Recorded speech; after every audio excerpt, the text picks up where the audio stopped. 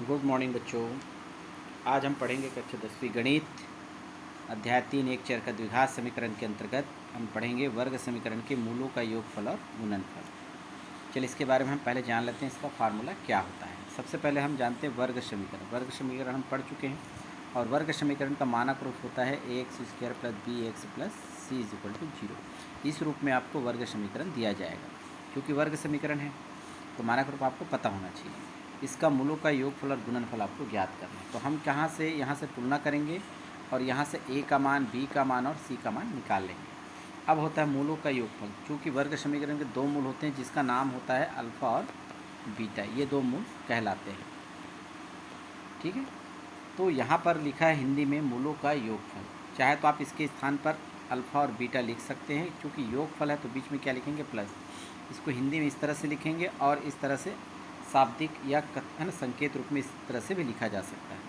इसी एक का उपयोग करेंगे तो अल्फ़ा प्लस बीटा लिखेंगे तो मूलों का योगफल पढ़ा जाएगा और इसका सूत्र होता है -b/a। यहाँ से a, b और c का मान निकालेंगे और इस फार्मूला में रखकर उत्तर ज्ञात कर लेंगे। इसी प्रकार मूलों का गुणनफल होता है c/a। इनमें से c का मान और a का मान इसमें रखेंगे तो हमें मिल जाएगा मूलों का गुणनफल। और मूलों के गुणनफल के लिए हम दो मूल होते आपको बताया गया, अल्फ़ा और बीटा गुना करेंगे तो यहाँ गुना का चिन्ह लगा देंगे। इस तरह से मूलों का योगफल को अल्फ़ा प्लस बीटा और मूलों के गुणनफल को अल्फ़ा इंटू बीटा के रूप में भी हम संकेत रूप में लिख सकते हैं। तो आइए हम सीधे प्रश्न को हल करते हैं। और ये प्रश्न अधिकांशतः 2 नंबर के लिए पूछा जाता है और इस तरह के प्रश्न एमपी क्वेश्चन में होते हैं। चलिए अब हम देखते हैं उदाहरण नंबर 24। बहुत ही सिंपल सवाल है और 2 नंबर के लिए बहुत ही इंपॉर्टेंट है। दिया गया वर्ग समीकरण के मूलों का योगफल और गुणनफल ज्ञात करेंगे। आपके सामने वर्ग समीकरण दिख रहा है। इसकी तुलना सबसे पहले आपको मानक रूप से करना पड़ेगा। तो यहाँ पर आप लिखेंगे मानक रूप है ना, ax² + bx + c = 0 से हम क्या करेंगे, तुलना करेंगे। तुलना करने पर तो यहाँ से आपको मिल जाएगा a, b, c का मान। तो a का मान क्या मिलेगा भाई, यहाँ पर कुछ नहीं, x² का गुणांक कुछ नहीं तो 1 है। तो यहाँ पर a का मान 1 हो जाएगा। b का मान x का गुणांक क्या है, यहाँ पर -5 चिन्ह के साथ लिखना है। और c का मान अचर पद होता है चिन्ह के साथ -24। अब आपको लिखना है, क्या ज्ञात करना है, मूलों का योगफल। तो हिंदी में भी लिख सकते हैं मूलों का योगफल। ठीक है, बराबर क्या बताया गया फार्मूला -b/a। तो सबसे पहले माइनस का माइनस लिखें। b का वैल्यू है -5, कोष्टक में आपको लिखना होगा, बटा a का मान है 1। क्योंकि माइनस और माइनस क्या हो जाएगा, प्लस हो जाएगा, यानी 5/1 यानी 5, ये आ जाएगा उत्तर। इसी प्रकार से है मूलों का गुणनफल। इस तरह से पहले आप लिख ले फार्मूला को, बराबर होता है c/a। c और a का मान निकालना है, रखना है, सॉरी। c का मान है -24 और a का मान क्या है 1। इस तरह से 1 से भाग देंगे तो यही आएगा मान -24। इस तरह से यही आपका क्या होगा, आंसर होगा। इस तरह से आप 2 नंबर इसमें आसानी से प्राप्त कर सकते हैं। बहुत सिंपल सवाल है। चलिए हम अगला प्रश्न लेते हैं, उदाहरण नंबर 25। बहुत छोटा सवाल है, मैंने कुछ अंश लिख लिया है। आपके पास दिया गया वर्ग समीकरण है 3x² + 2x + 7 = 0। इसका मानक रूप से तुलना करेंगे तो हमें a, b, c का मान मिलेगा। तो यहीं पर हम लिख लेते हैं a का मान। a का मान क्या होगा भाई, 3 होगा ये। b का मान क्या होगा, 2 होगा। और c का मान अचर बस 7। सारे मान आ गए हमारे पास। अब आपको फार्मूला में रखना मूलों का योगफल गुणनफल ज्ञात करना है। सबसे पहले मूलों का योगफल -b/a। माइनस तो पहले लिखेंगे, b का मान क्या है हमारे पास 2 है और a का मान क्या है 3। ये कैंसिल नहीं होगा, यानी यही उत्तर होगा। और इसमें देखते हैं मूलों का गुणनफल c/a। तो c का मान हमारे पास 7 है और a का मान क्या है 3। यह भी कैंसिल नहीं हुआ, यही दोनों क्या होगा, इसके उत्तर होंगे। इस तरह से आप आसानी से सवाल को बना सकते हैं। चलिए हमारा अगला टॉपिक है, अब हमें सीखना है वर्ग समीकरण बनाने के लिए। अभी तक हम क्या करते थे, वर्ग समीकरण दिया जाता था और मूलों का योगफल गुणनफल इस तरह के वैल्यू ज्ञात करते थे। अब आपको ऐसा कुछ दिया जाएगा जिससे आप वर्ग समीकरण बनाएंगे। क्या दिया जाएगा, देखिए प्रश्न में लिखा है, जब मूल दिए जाएंगे। अभी आपको बताया गया था मूल कितने होते हैं वर्ग समीकरण के, 2 होते हैं, पहला अल्फ़ा और बीटा, ये होता है। तो वर्ग समीकरण के लिए आपको मूल दिए जाएंगे, मतलब 2 मान दिए जाएंगे। वो एक का मान अल्फ़ा होगा, दूसरे का मान बीटा कहलाएगा। ठीक है, सवाल में देखेंगे तो समझ में आएगा। अब बात करते हैं वर्ग समीकरण बनाने का फार्मूला। ठीक है, इसके लिए फार्मूला है x² माइनस, अभी आपको बताया गया था मूलों का योगफल को हम क्या लिखते थे, अल्फ़ा प्लस बीटा। तो मैं यह हिंदी में न लिख करके सांकेतिक रूप में लिखूँगा। इसको बोलेंगे कोष्टक में अल्फ़ा प्लस बीटा, यानी मूलों का योगफल पढ़ा जाएगा। इसके बाद x है प्लस अल्फ़ा इंटू बीटा को हम क्या पढ़ते हैं, मूलों का गुणनफल। बराबर 0, इसमें आपको मान रखना पड़ेगा। तो हमें कौन सा उत्तर ज्ञात करना पड़ेगा, यहाँ पर देखेंगे ये वाला ज्ञात है, इसको बोलते हैं मूलों का योगफल। ये वाला मान ज्ञात करना पड़ेगा और ये कहलाता है मूलों का गुणनफल। ये दोनों का मान आपको ज्ञात करना पड़ेगा और ये मान कहाँ मिलेगा, आपको प्रश्न में दिया जाएगा।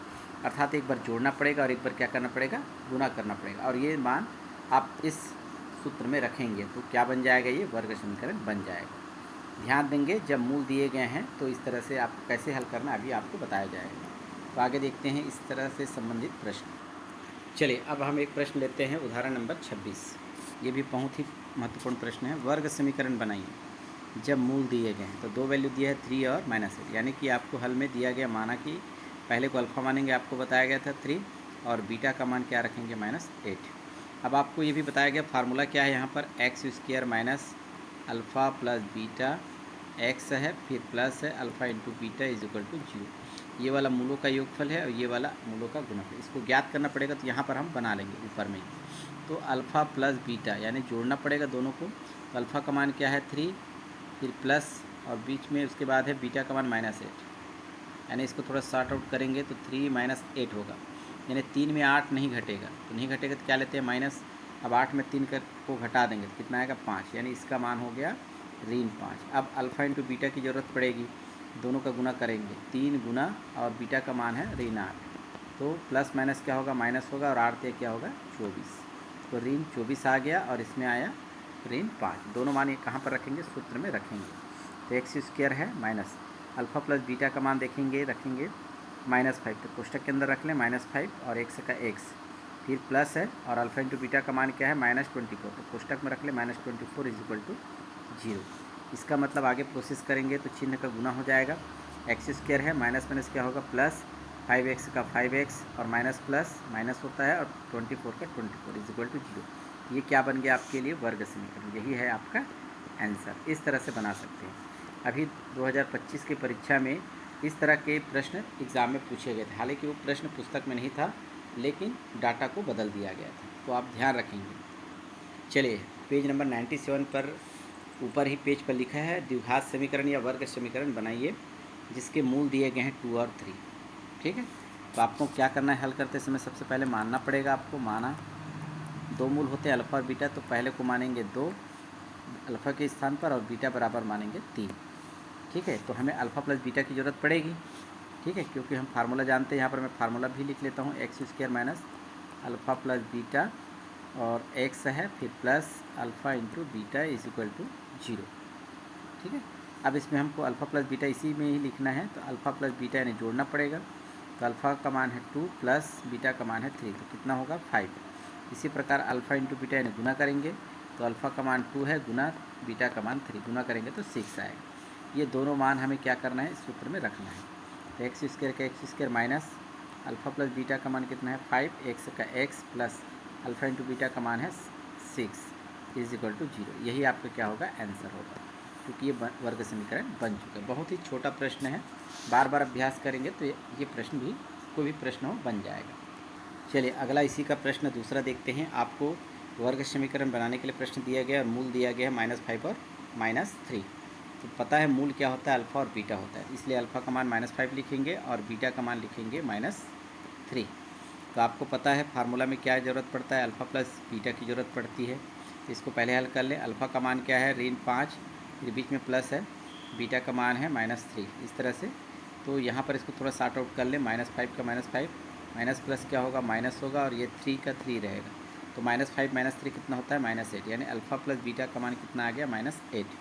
अब निकालेंगे अल्फ़ा इंटू बीटा, तो अल्फ़ा का मान -5, फिर गुना का चिन्ह लगाएंगे, बीटा का मान क्या है -3, तो माइनस माइनस का गुना करेंगे तो प्लस होगा और 5 दिया 15, प्लस को लिखने की आवश्यकता नहीं है। तो दोनों मान आ गए। अब क्या करेंगे, सिर्फ फार्मूला याद होना चाहिए। एक बार ये फार्मूला भी वस्तुनिष्ठ प्रश्न में पूछा गया था।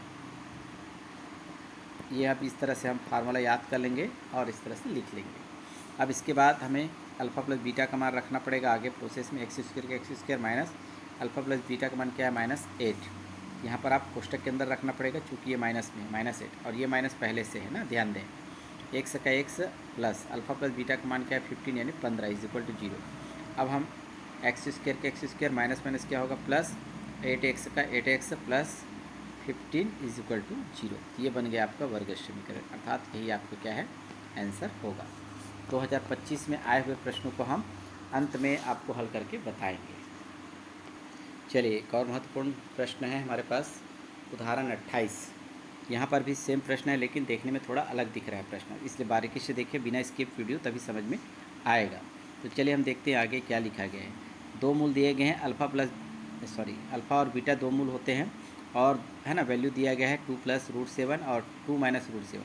पहले को अल्फ़ा मानेंगे, दूसरे को बीटा मानेंगे। तो अल्फ़ा बराबर क्या मानेंगे 2 + √7 और बीटा क्या मानेंगे 2 - √7। आपको पता है हमें ज़रूरत पड़ती है अल्फ़ा प्लस बीटा, यानी अल्फ़ा में बीटा को जोड़ना है। तो अल्फ़ा का मान लिखेंगे 2 + √7, बीच में प्लस है, और बीटा का मान लिखेंगे 2 - √7। अब इसको देखें हल करके, प्लस माइनस दोनों कट जाएंगे तो क्या बचेगा 2 + 2 बचेगा, यानी दोनों को जोड़ेंगे तो कितना आएगा 4, यानी अल्फ़ा प्लस बीटा का मान मिल गया 4। इसी प्रकार है अल्फ़ा इंटू बीटा, यानी गुना करना है ना, ध्यान देंगे आप। तो गुना करेंगे तो क्या लिखेंगे, पहले 2 + √7 कोष्टक में रख लें क्योंकि गुना करना है, और 2 - √7। चाहे तो ये फार्मूला में भी दिख रहा है, कैसा फार्मूला, मैं साइड में रफ कार्य के लिए लिख देता हूँ। अल्फ़ा प्लस बीटा और अल्फ़ा माइनस बीटा के जैसा भी दिख रहा है। इसके बराबर क्या होता है a² - b², ये रफ कार्य हो रहा है। इसके अनुसार ये जो वैल्यू है वो इस फार्मूले के अनुसार दिख रहा है, इस रूप में आप लिख पाएंगे सीधे सीधे। नहीं आता है समझ में तो गुना भी कर सकते हैं। चलिए हम गुना करके बता देते हैं। 2 का गुना इन दोनों से करना है, 2 + √7 का एक काम करते हैं, 2 + √7 का गुना पहले 2 से कर लेते हैं, ठीक है, ये इस तरह से 2 से। इसके बाद देखते हैं, उसके बाद क्या आ जाएगा, यहाँ पर है आपका 2 से तो हो गया है इन दोनों का गुना। एक मिनट, चलिए मैं थोड़ा सा सुधार कर दिया हूँ इसमें। पहले हम 2 से गुना करेंगे किसका, इन दोनों के साथ, तो ऐसा मैं लिख लेता हूँ 2 - √7। फिर +7 का गुना करेंगे किसके साथ, इन्हीं के साथ, 2 - √7। ये सरल तरीका है। चलिए देखते हैं, आगे गुना करेंगे तो 2 और 2 कितना होगा 4। उसके बाद 2 का गुना -7 से करेंगे तो प्लस माइनस माइनस होगा, और 2 √7 होगा गुना। फिर इसके बाद √7 का 2 से गुना करेंगे तो प्लस में आएगा 2 √7। इसके बाद है प्लस माइनस माइनस √7 कितना होता है 7 होता है।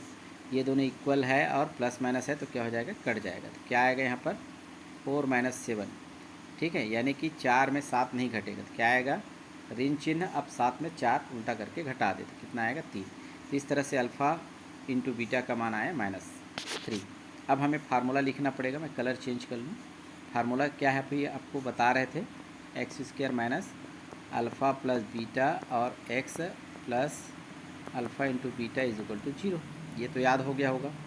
इस तरह से x² - अल्फ़ा प्लस बीटा का मान हम देख पा रहे हैं, इसका मान क्या है 4 है, तो यहाँ पर 4 लिखेंगे, x प्लस वाला वैल्यू तो कोई दिक्कत नहीं।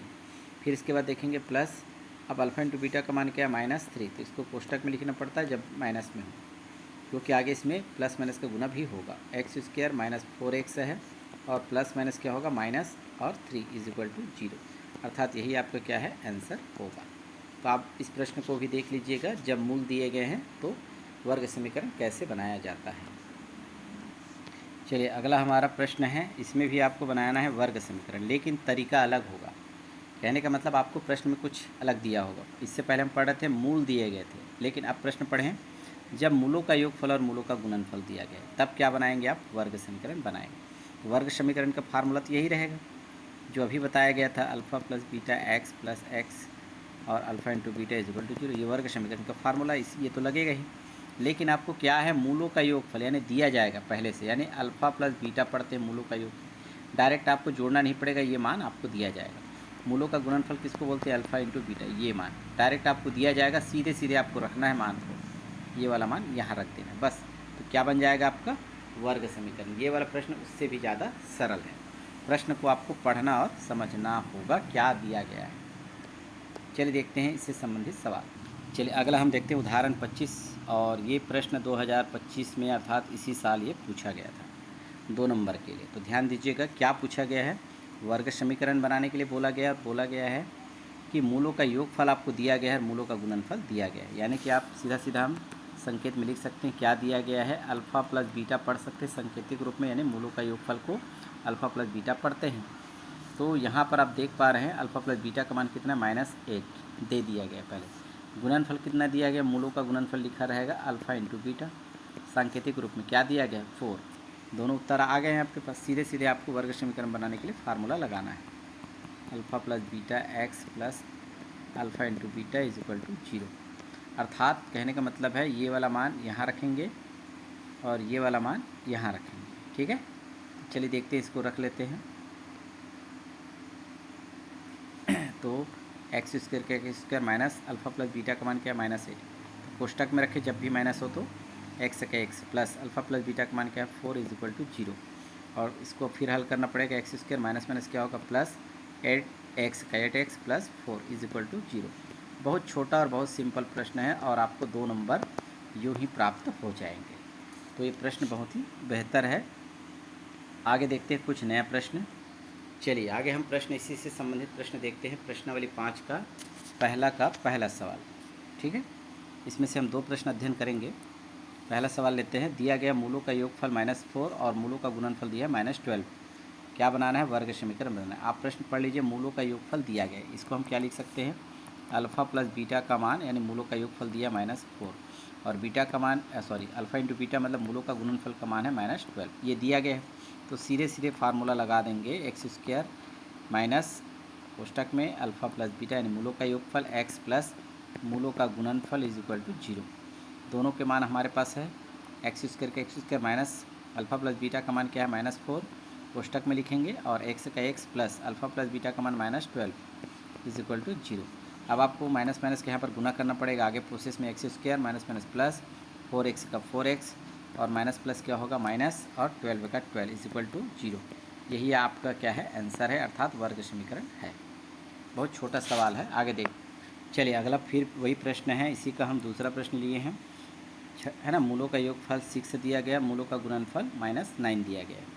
तो सिंपल है, आपको क्या दिया गया है, अल्फ़ा प्लस बीटा जिसको हम मूलों का योगफल पढ़ते हैं 6 दिया गया, और अल्फ़ा इंटू बीटा की वैल्यू यानी गुणनफल का मान है -9। सिंपल है, फार्मूला लगा दे। एक्स स्क्वायर माइनस कोष्टक में अल्फ़ा प्लस बीटा और x plus alpha into beta मूलों का गुणनफल is equal to 0। X square के x square minus alpha plus beta का मान क्या है 6, एक्स का एक्स प्लस कोष्टक में आ जाएगा अल्फ़ा इंटू बीटा का मान -9। जब भी माइनस हो तो कोष्टक में रखेंगे इज इक्वल टू 0 और उसको हल करेंगे। एक्स स्क्वायर के एक्स स्क्वायर माइनस है तो कोई दिक्कत नहीं है, 6x और यहाँ पर माइनस प्लस क्या है, माइनस होगा, और 9 इज इक्वल टू 0। यही आपका आंसर होगा। ये भी 2 नंबर के लिए महत्वपूर्ण सवाल है। आगे हम देखते हैं। चलिए पुनः देखते हैं, ये जो प्रश्न हम पढ़ चुके हैं इस तरह का क्या दिया गया है, पहले देखें। वर्ग समीकरण बनाइए, लिखा हुआ है।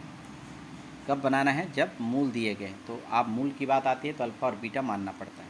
तो सबसे पहले आप मानेंगे यहाँ पर अल्फ़ा का मान 7 और बीटा का मान 4, और हमें ज़रूरत पड़ती है सूत्र में अल्फ़ा प्लस बीटा की तो हमें जोड़ना पड़ेगा, इसलिए अल्फ़ा प्लस बीटा बनाना पड़ेगा आपको।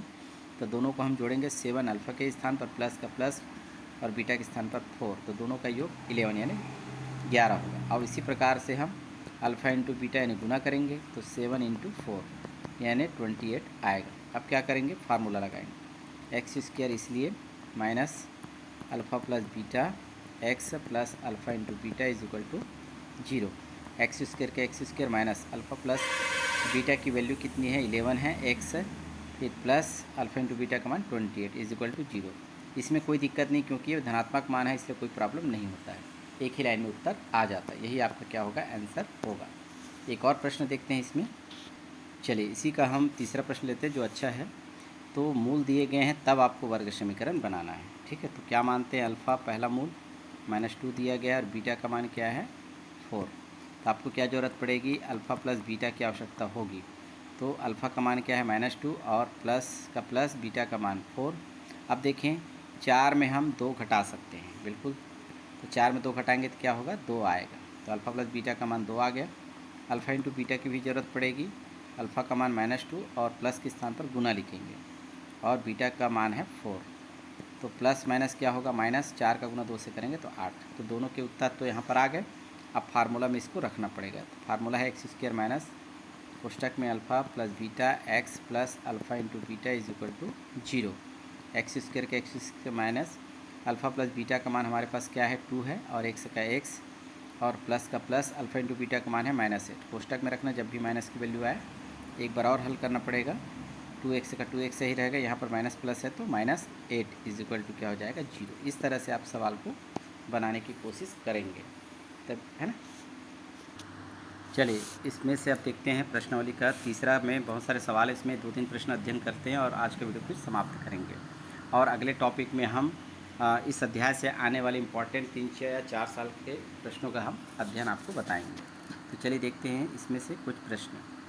तो लिखा है, क्या प्रश्न है देखें, मूलों का योगफल और गुणनफल ज्ञात कीजिए। कब ज्ञात करना है, जब हमारे पास ये वर्ग समीकरण दिया गया है। तो आपको पता होना चाहिए मूलों का योगफल और गुणनफल का फार्मूला क्या है। जब भी वर्ग समीकरण दिया जाएगा आप मानक रूप से तुलना करेंगे।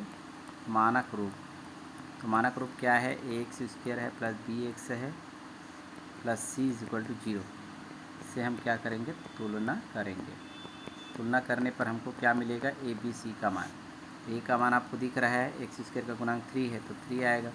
b का मान x का गुणांक क्या है 7 और c का मान अचर पद है 1। सबको चिन्ह के अनुसार आपको यूज़ करना है या रखना है।